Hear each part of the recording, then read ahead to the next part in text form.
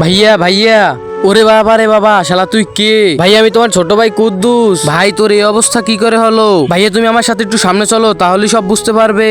এই শালা শয়তান আমাকে এরকমের বানিয়ে ফেলেছে। আব্বে শালা শয়তান, তুই আমার ভাইকে এরকমের বানিয়েছিস কেন?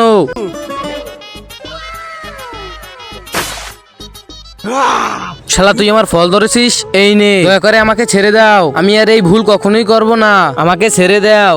তোকে ছেড়ে দিতে হলে তো আমার দুটি হাত লাগবে, কিন্তু আমার কাছে তো কোনো হাত নেই।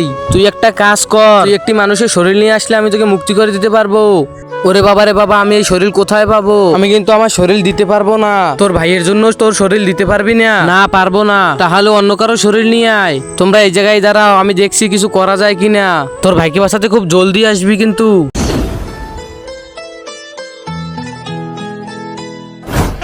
এই শয়তান, তুমি কোথায় গেলে? এই দেখো, তোমার জন্য আমি শরীর নিয়ে এসেছি। এখন আমার ভাইকে মুক্ত করে দাও।